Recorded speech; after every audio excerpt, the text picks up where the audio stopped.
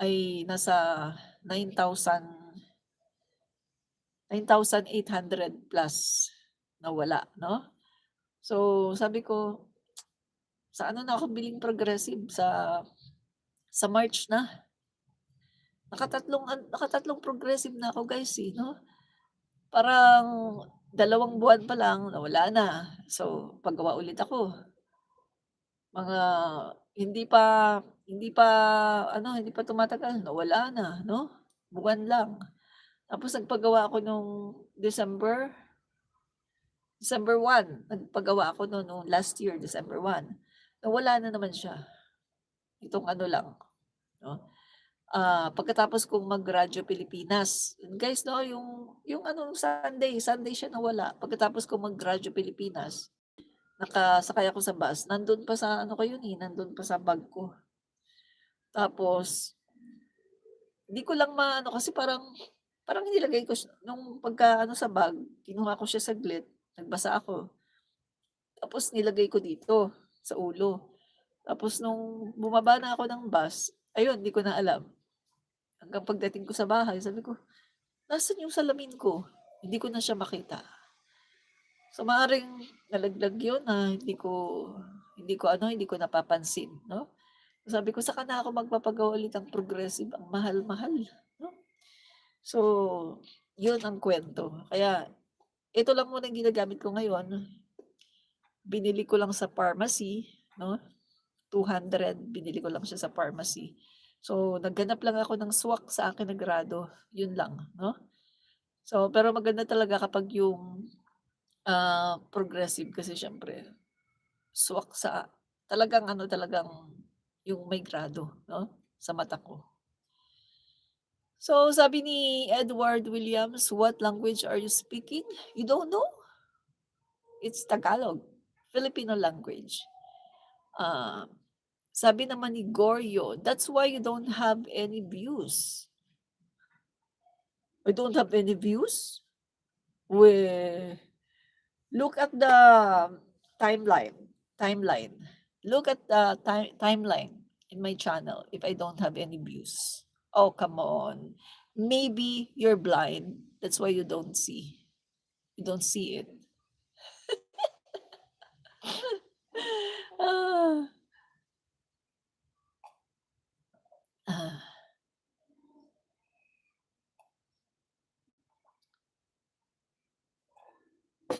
Okay mga kaibigan 'no, start na tayo. Eto guys 'no, good news muna tayo, PBBM good news.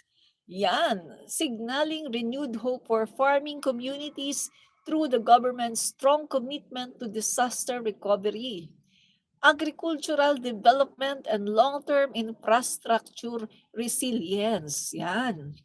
So mga kaibigan, ito po ay, ginagawa ng ating pangulo 'no, kanya po itong suporta sa ating mga magsasaka, 'no?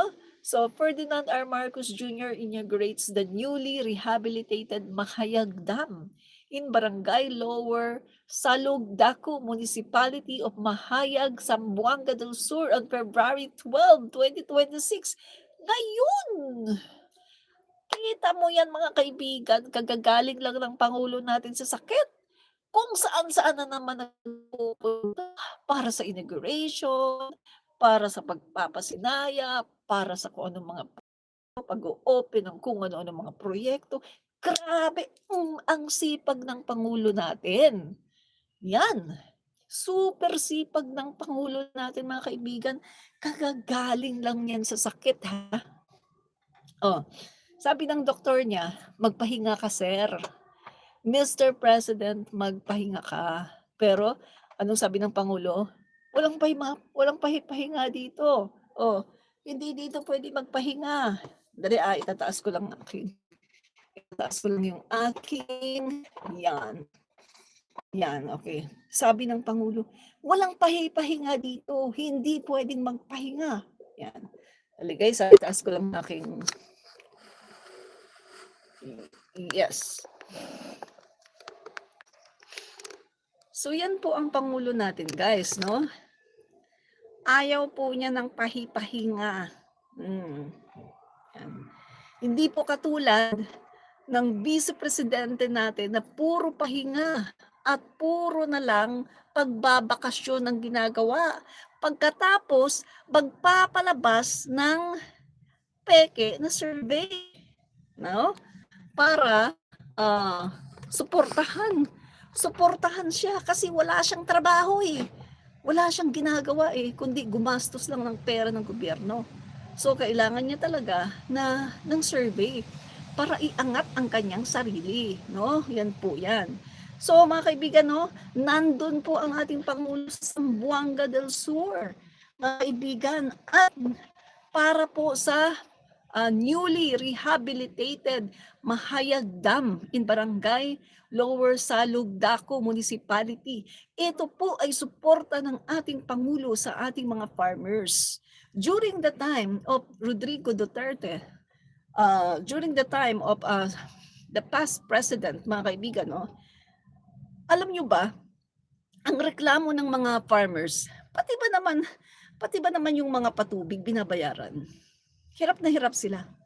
Kasi mga kaibigan, in the time of President Marcos Sr., nagpagawa po ang ating Pangulong Marcos Sr. ng napakaraming mga dams, napakaraming mga patubig, irigasyon. Pero nung nawala na po si Pangulong Marcos Sr., mga kaibigan, pinabayaan ito ng mga sumunod na Pangulo at yung iba dyan, ibinenta sa aboitiz, ibinenta sa iba na ginawang private at ginawa pong negosyo, pinagkakitaan. Ang mga farmers po natin ngayon ay ginawa din po silang mga negosyo dahil ibinibenta po sa kanila, pinapabayaran po sila sa mga irigasyon, sa mga patubig na hindi dapat. So ngayon po na si Pangulong Bongbong Marcos na ulit ang Pangulo ng Pilipinas, ibinalik niya ang ginawa ng kanyang tatay na yung pagpapatubig sa mga palayan. At eto, dinadagdagan pa ng ating Pangulong Bongbong Marcos, no? So talagang Marcos lang talaga na Pangulo ang merong tunay na puso para sa mga magsasaka. Diba? Good afternoon, Tamsak Dan, Irene Irene Lati Nuevo. Yan, yan. Kaano-ano mo si Arlene Nuevo? Best BFF ko, no? Best friend.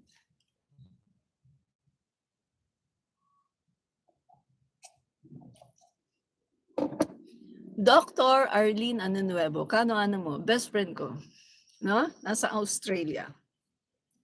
And Mark Bonjoy Pangan, good luck ma'am, good luck din po sa inyo, no? Marami pong salamat sa inyo pong the drop, no, dito sa ating page. Yan. So, ito mga kaibigan, no, originally built in 1967. O, kita mo, di ba? 1967, tatay ni PBBM. 1967, tatay ni PBBM ang Pangulo. The Mahayag Dam has been long a vital part of the Salug River irrigation system, the largest national irrigation system in the entire Zamboanga Peninsula, providing irrigation to over 8,102.58 hectares of farmland, with 5,044.28 hectares served by the Mahayag Dam. So mga kaibigan, napakaganda nitong ginawa ng ating Pangulo, ni-rehabilitate ang luma na dam. Nagawa ba ni Duterte yan? Wala. Kasi si Duterte, sa panahon niya, wala siyang inisip, kundi tsugihin yung ating mga kababayan. Wala siyang inisip, kundi parami ng pugo, mga illegal na gambling, mga isabong, paramihin dito sa Pilipinas yung mga illegal na mga gawain, illegal na mga negosyo. Yan ang ginawa ni Duterte, di ba? So ngayon, sa panahon ni PBBM, kanya pong inaayos,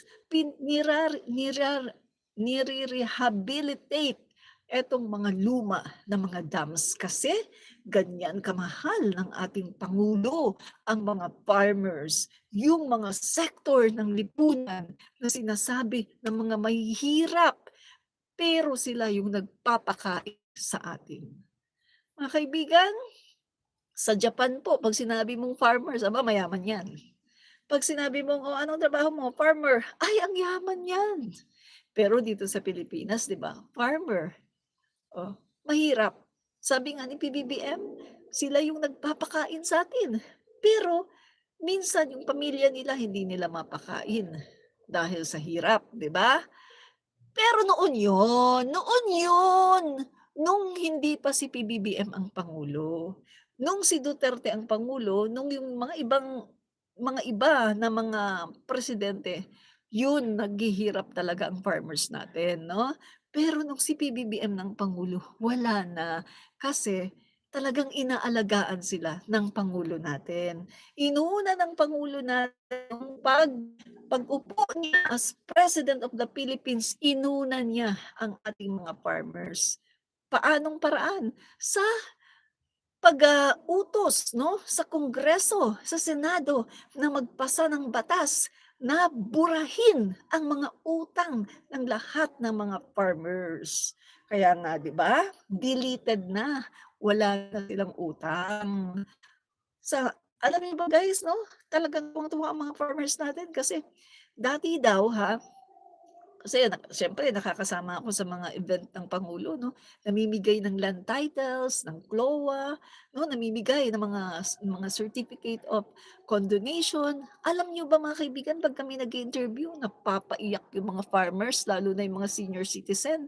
Sabi nila bukod sa yung kanilang titulo na dekada-dekada na hindi nila nahawakan, kasi walang nagpoproseso, Pero sa panahon ni PBBM nakuha nila ang titulo ng lupa. Meaning to say tuwang-tuwa sila kasi, "Uy, amin na talaga yung lupa, may katibayan na kami, amin na talaga ito."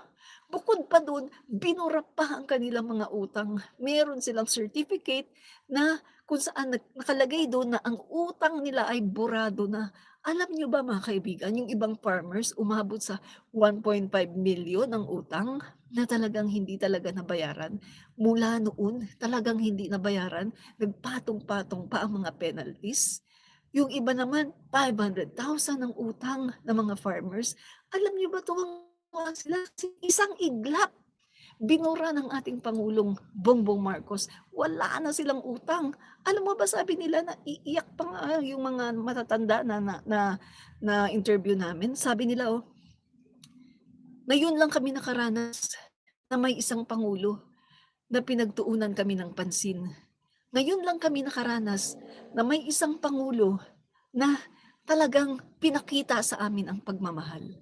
Walang iba kundi si Pangulong Bongbong Marcos." Ang sabi nila mga kaibigan sabi pa nila, "Dati natutulog kami sa gabi iniisip namin, paano kami makakabayad, paano kami maghuhulog."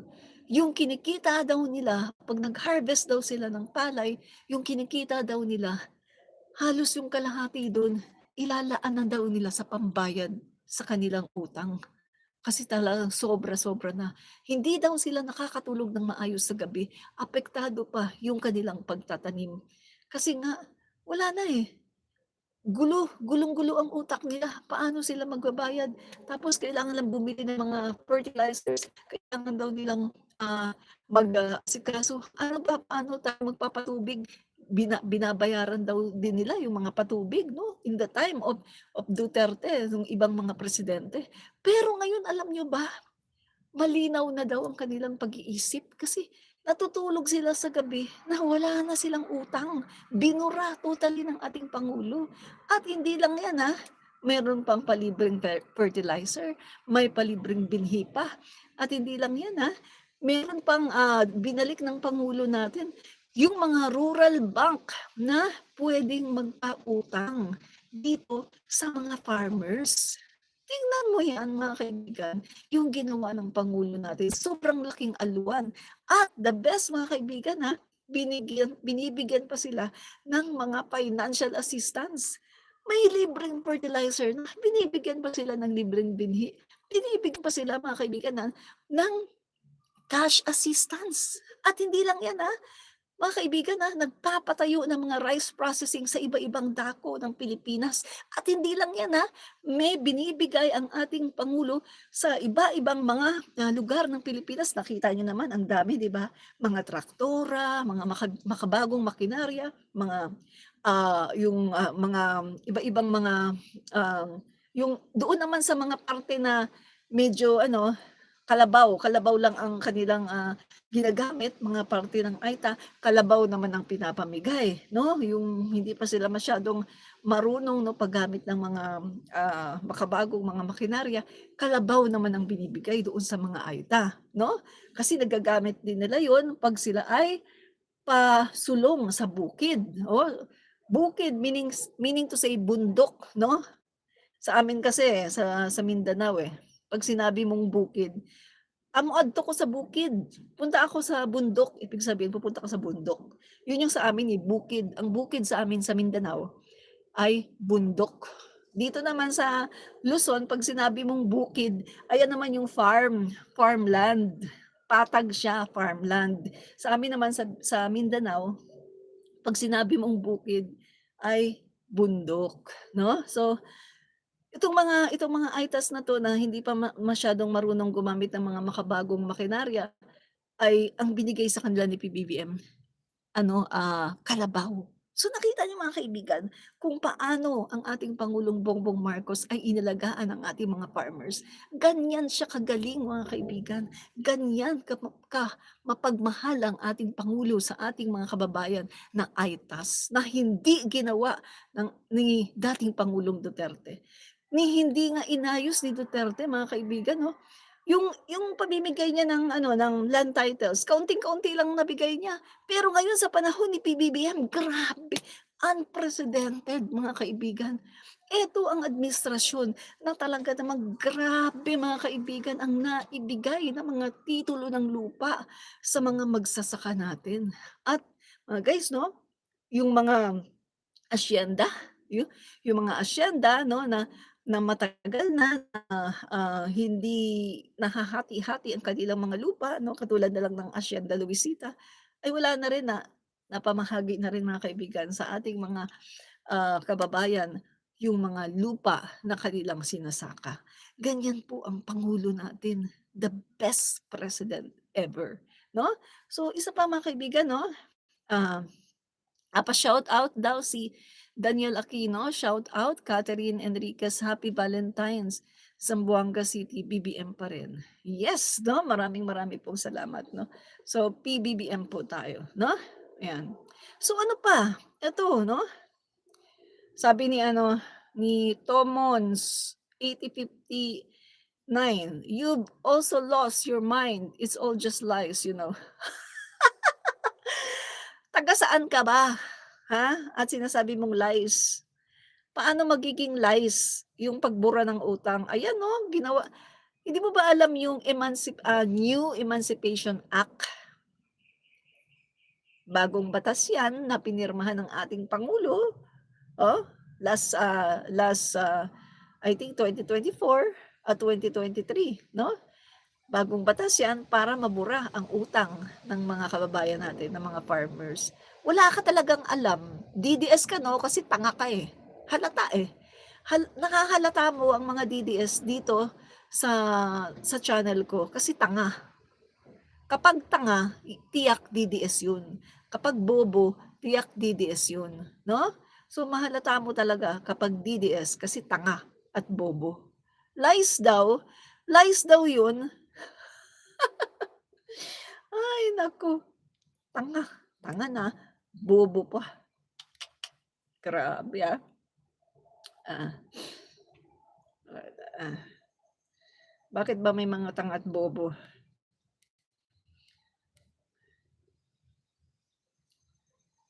Ah,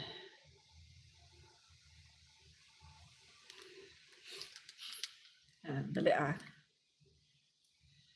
sandali, ito. Sa tulong nitong programa ng DAR, ipapagpatuloy namin ang sinimulan ng aking ama at ang lolo ni Secretary Estrella.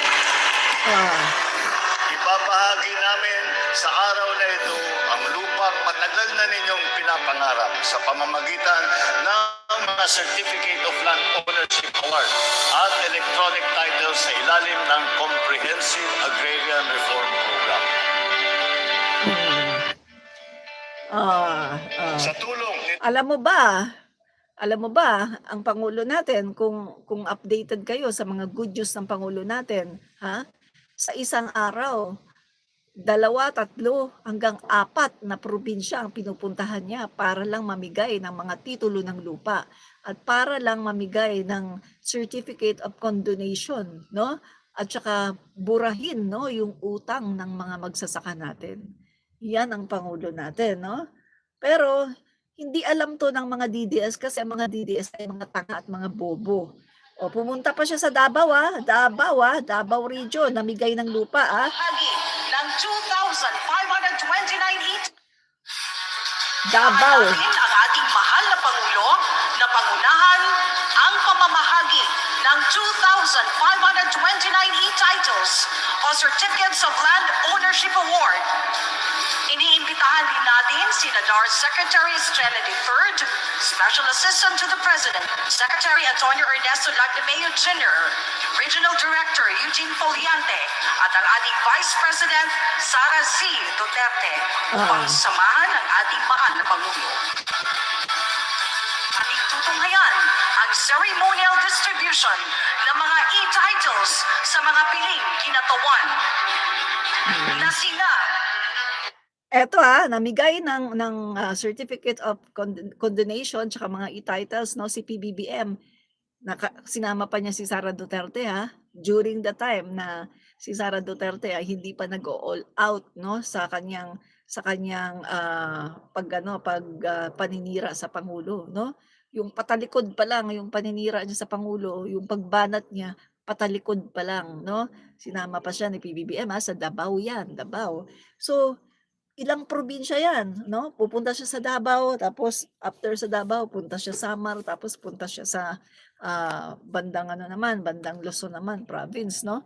So, yan ang ginagawa ng Pangulo natin. Sa isang araw, 2, 3, 4 na probinsya ang pinupuntahan niya para lang mamigay ng mga titulo ng lupa.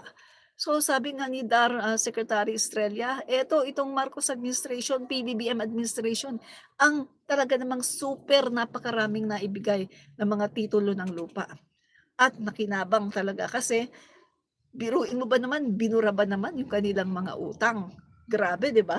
Talagang galing. Sobrang galing ng Pangulo natin, no?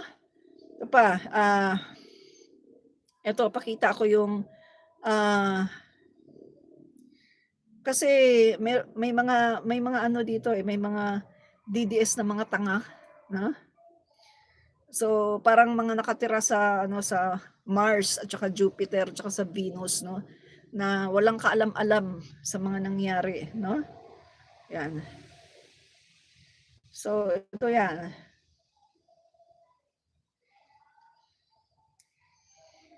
Ito yung New Agrarian Reform Emancipation Act. Yan. So ang ginawa dito, binura ang Let's find out. The new Agrarian Emancipation Act was recently signed into law. But how will it benefit Filipino farmers? Let's find out. This new act stands to benefit 610,054 agrarian reform beneficiaries, or ARBs. Farmers who are granted lands under Presidential Decree Number 27, RA 6657 as amended, and RA 9700, who are tilling a total of 1,173,101.57 hectares of land. Total, this amounts to 57.557 billion pesos in cost, covering the principal debt. another 10,201 ARBs, tilling 11,531.24 hectares of land, stand to benefit from the government's assumption of their obligation to landowners. The remaining balance amounting to 206,247,776.41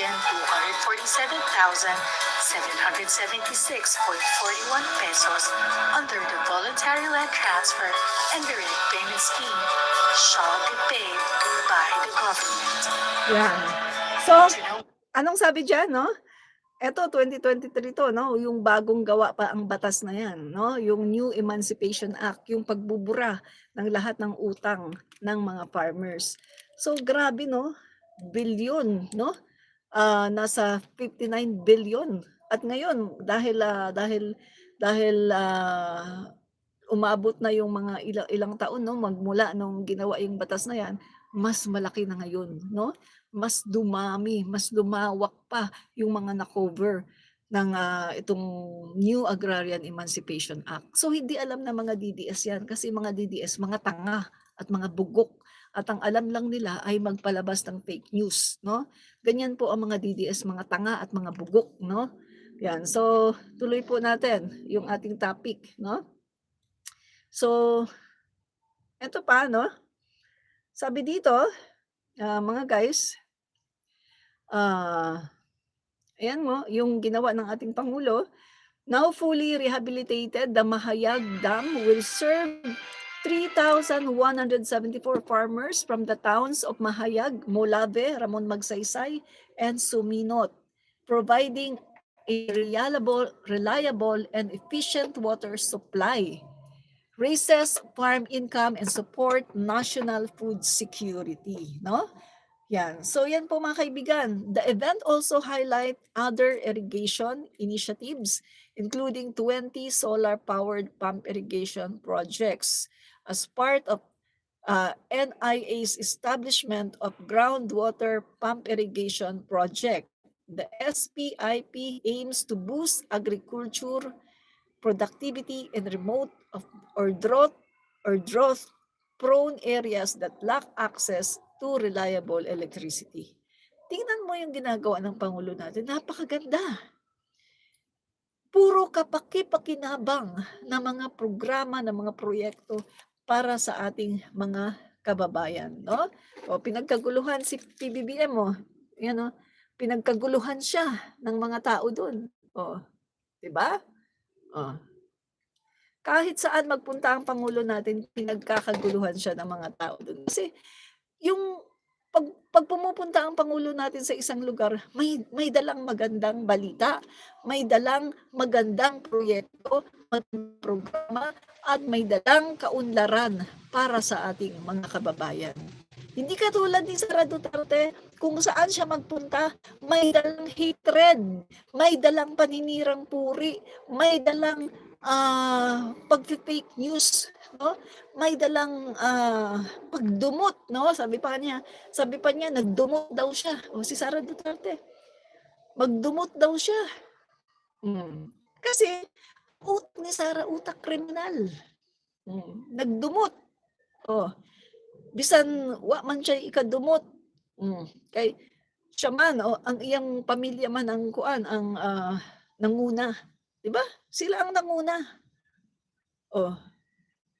Anong ginawa nila? Siniraan nila, giba nila ang Pangulo. Binuli nila ang Pangulo natin. Napakabuti ng ating Pangulo. Binuli nila. Ginawa nila ng fake news. Ginawa nila ng masama. Napakabuti ng Pangulo natin sa kanila. So ngayon, anong nangyari? Kinarma sila. Si Duterte, yung bully na si Duterte, ayun, nasa The Hague.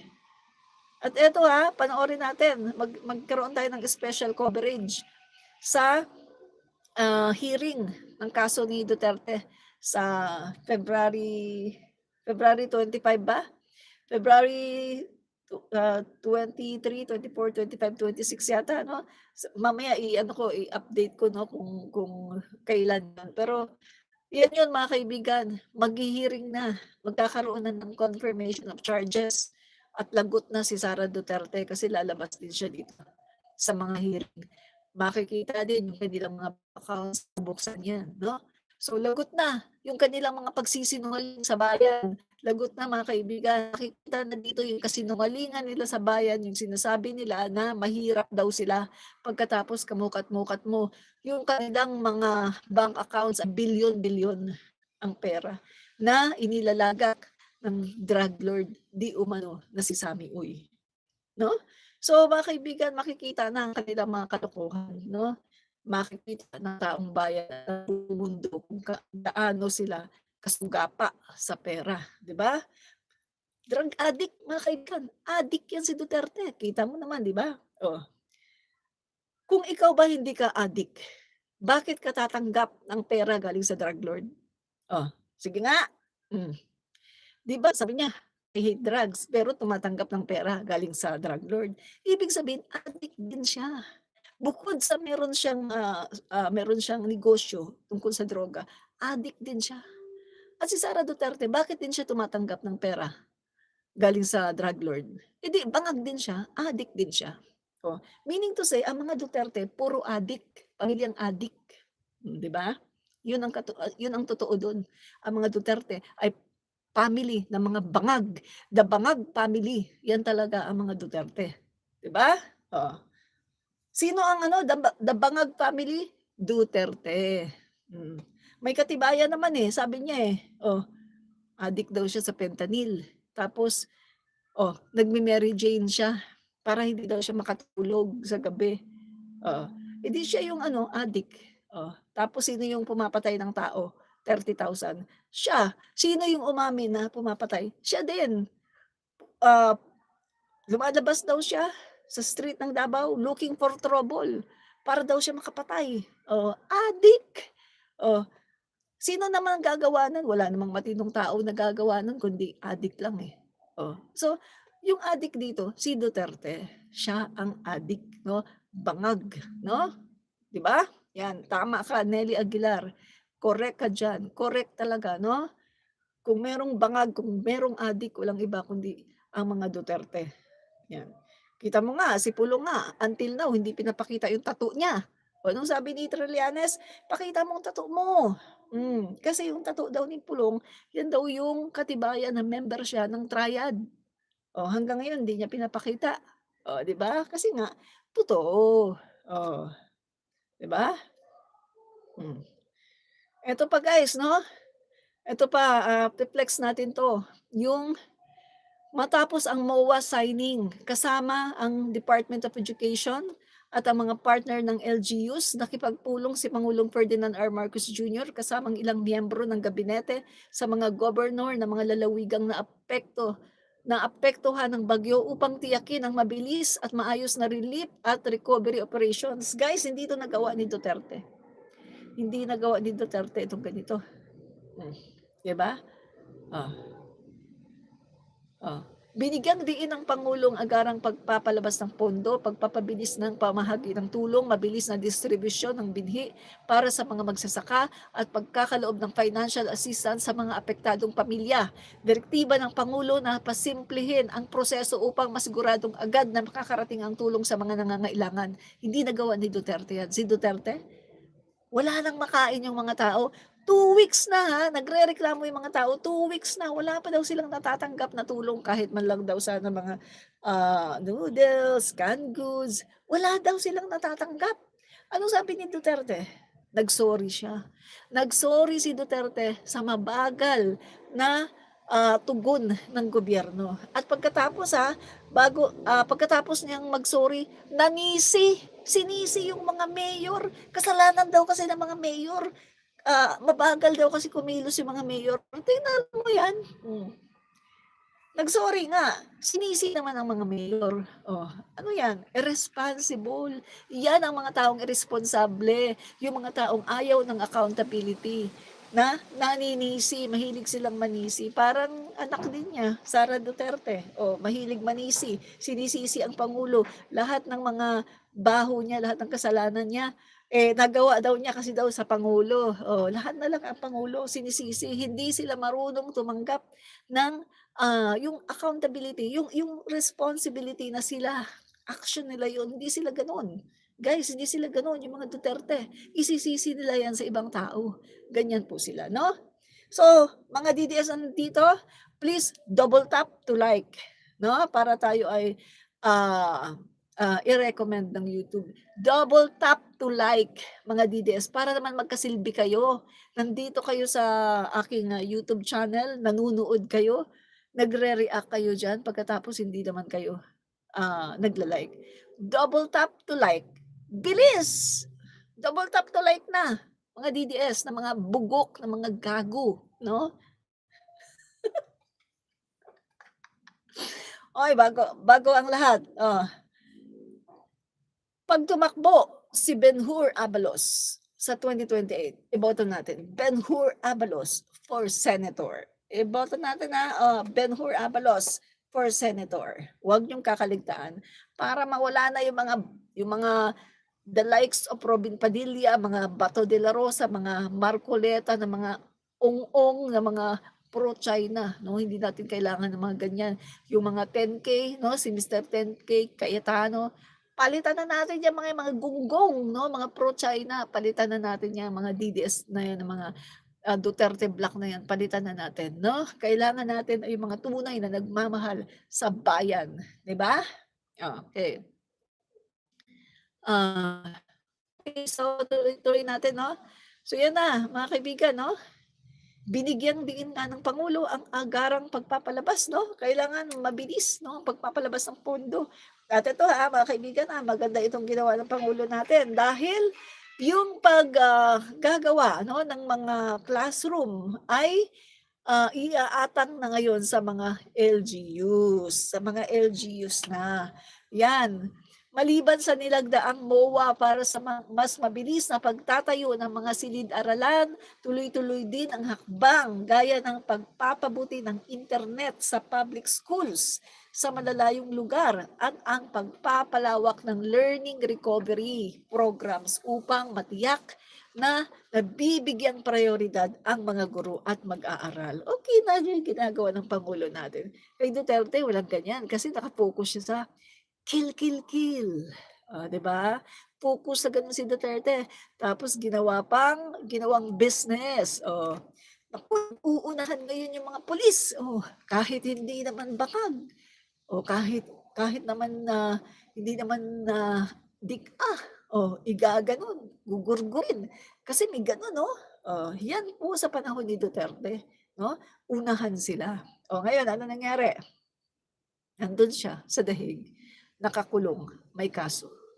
Kasi, mga kaibigan, sisingilin ka talaga. Yung mga ginawa mo, sisingilin ka.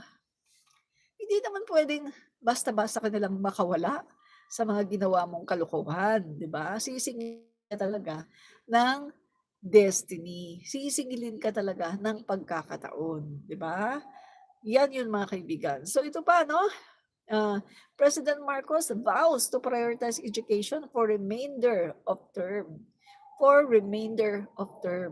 mga kaibigan, this is the only first time sa pamumuno ng ating Pangulong Ferdinand Marcos. First time ito nangyari na ang budget ng education ay pumasa sa standard ng UNICEF. Alam niyo ba yon? This is the first time ever in the history of the Philippines na ang budget ng education ay pumasa sa standard ng UNICEF.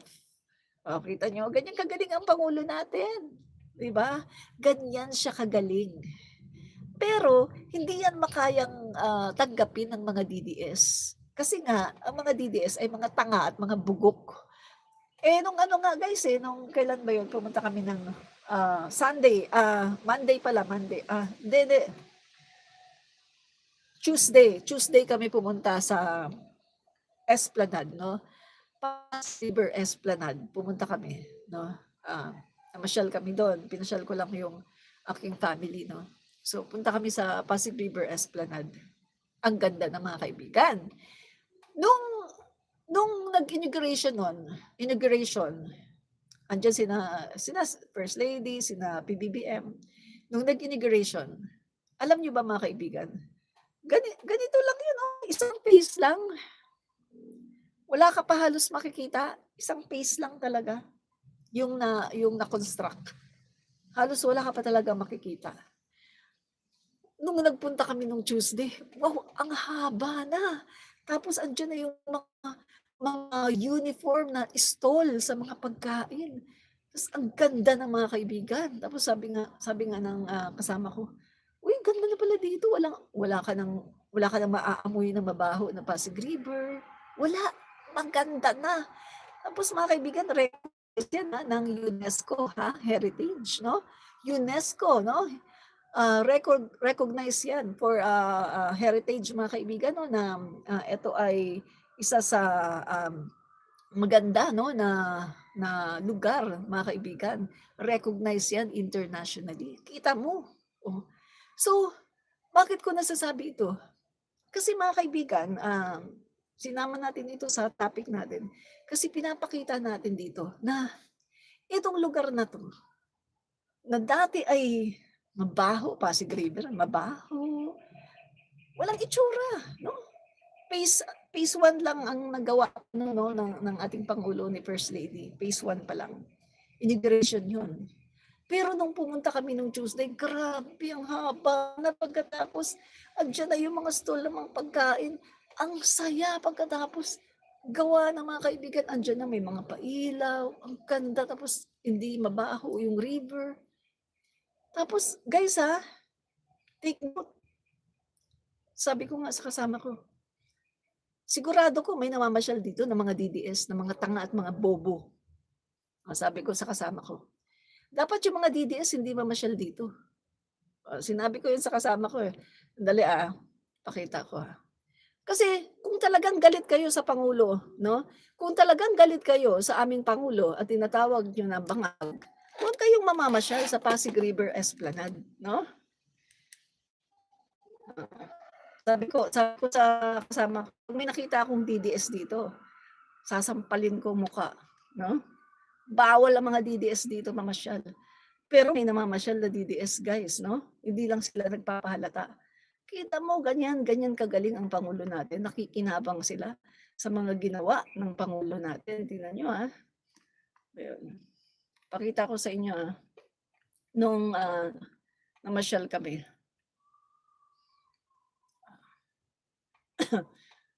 May DDS. Sigurado ako may DDS eh. Hello mga guys. Dito po tayo sa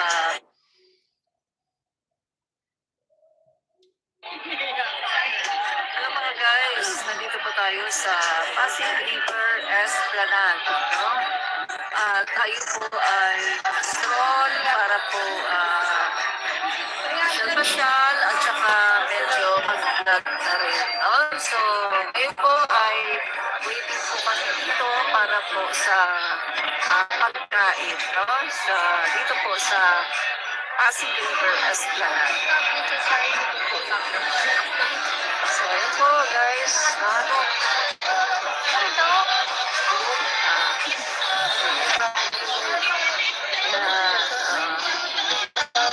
Dito po kami sa stall, no? At kami po ay nag-aantay na order namin na pagkain. Yan, dito po kami sa Pasig River Esplanade.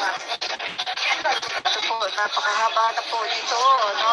Ito po yung proyekto ni First Lady Lisa Araneta Marcos. Napakaganda guys, no? Talagang dati dito namamasyal. Sabi ko nga siguro namamasyal din dito yung mga DDS, no? Mga DDS na makakapal ang mga mukha na kung makapagpatikos sa ating Pangulo at sa First Lady, ganun-ganun na lang pagkatapos namamasyal dito ang kakapal ng mga mukha, no? So, mga kaibigan, no, naniniwala ba kayo na makakapal ang mga mukha ng mga yan? No? Makapal talaga mga mukha. So, kami po ay nandito, no? At waiting po kami sa aming pagkain. Tapos pagkatapos aming kumain dito ay medyo mag-rounds po kami, no? Para So yan po, namasyal po kami, no, sa Pasig River Esplanade. O yan, napakaganda niyan. Ang daming namamasyal, ang daming tao. Yung iba naman ginagawang pasyalan, no? Kasama yung mga jowa. So meaning to say, mga kaibigan, makikita mo doon, may mga namamasyal na DDS. Ang kakapal na muka. Mm, 'di ba? Kung ikaw DDS ka, huwag kang pupunta sa Pasig River Esplanade. Ang kapal na mukha mo. Mm. Sasabihin mong bangag si PBBM tapos pupunta ka sa Pasig River Esplanade. Ang kapal na mukha mo. Oh, yung suka mo, yung tae mo, kinakain mo. Oh, kapal na mukha mo. Mm. Kayo mga DDS, pag nakita ko kayo sa Pasig River Esplanade, pag nakita ko kayo at nalaman ko na DDS kayo, sasampalin ko yung pagmumukha nyo doon. Oh, tingnan natin, ha? Huwag kayong pupunta sa Pasig River Esplanade na napakaganda. Oh, 'di ba? Oh. Kasi kung galit kayo sa pangulo namin, itodo-todo nyo na yung pagkagalit, ha? Huwag kayong pupunta sa Pasig River Esplanade, mga makakapal ang mga muka. Yan. Okay. So, tuloy natin. Tuloy natin yung mga PBBM good news natin, no? So, wag kayong pupunta sa Pasig River Esplanade, mga makakapal mga mukha ng mga DDS, Yan. So, mga kaibigan, no? Okay. Marami tayong kukomentuhan dito, no? Yan. So, bago natin ituloy yung mga PBBM good news, no? So, atin muna tong tingnan, itong balita, no? May balita dito. Tingnan natin. Yan. Ni Batangas 1st District Representative Leandro Leviste. Ipalitan umano ng mensahe sina Pangulong Marcos at dating Undersecretary Adrian Bersamin kaugnay ng kickback sa flood control projects. Ipinakita raw yan kay Congressman Antonio Tino at sa iba pang kongresista. Ni Batangas 1st District Representative Leandro Leviste. May report si Tina Panganiban Perez. Kahit tuluyan ang ibinasura ng Kamara ang dalawang impeachment complaints laban sa Pangulo, hindi pa sumusuko ang Makabayan Bloc na endorser ng ikalawang reklamo. Sabi ni ACT Teachers Party List Representative Antonio Tino, may ebidensyang lumahok at nakinabang si Pangulong Marcos sa kickbacks mula sa flood control projects. Yan ang umano'y palitan ng text messages ng Pangulo at ni dating Presidential Legislative Liaison Office o PLLO Undersecretary Adrian Bersamin noong nakaraang taon. Mga komunikasyon sa pagitan mismo ng Pangulo at saka ni Undersecretary Adrian Bersamin. Ang lumalabas talaga ay siya yung personal runner, ibig sabihin utusan, bagman, Bersamin. Complete na po ang 7.122 delivery sa akin. Tapusin ko po computation today. That was March 24, from July 10, 2025. Ito nga yung nagpapaabot si Bersamin na meron pong cash delivery. Dadalhin natin sa 2 billion, dadalhin sa Nara Residence. Okay?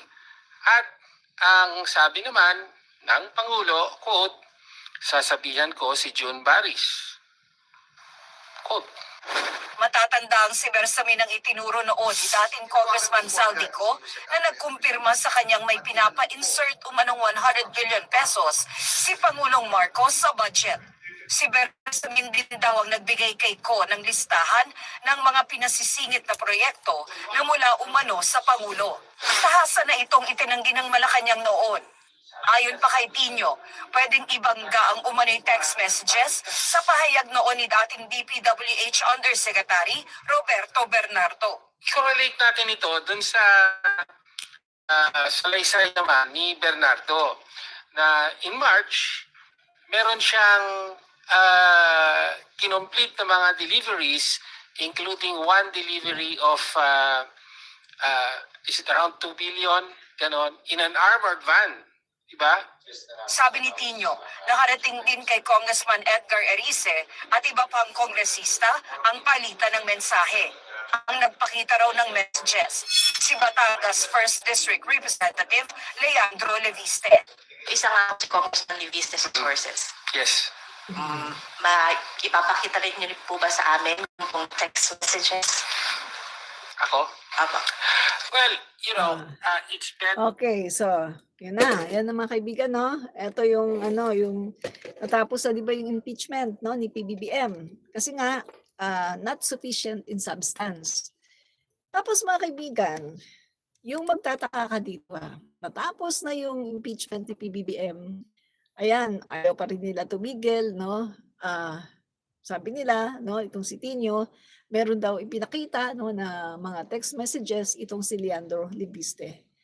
Ito naman mga kaibigan, kung talagang totoo yung mga text messages na yan, no?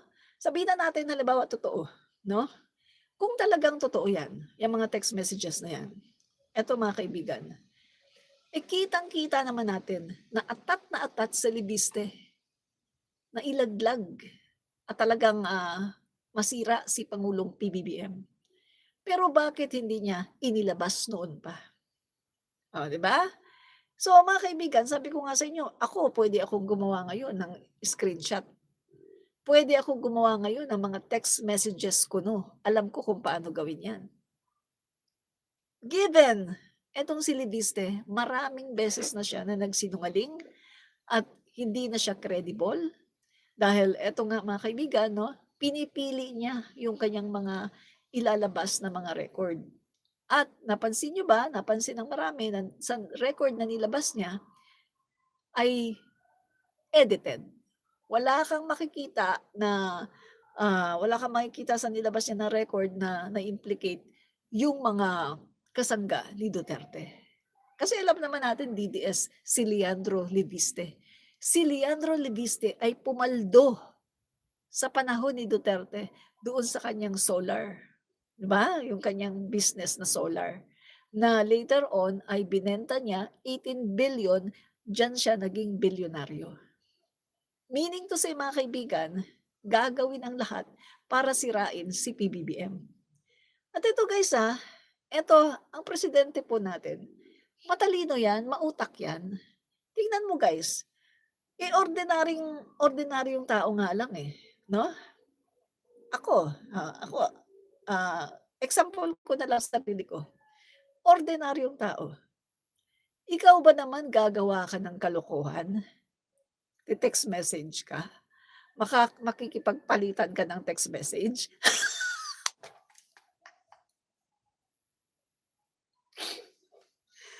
Kung gagawa ka ng kalokohan, you make sure na hindi mo yan sa text message. At kung pwede, call, but make sure also na hindi marirecord. Hindi naman bubuo ang Pangulo na makikipagpalitan ng text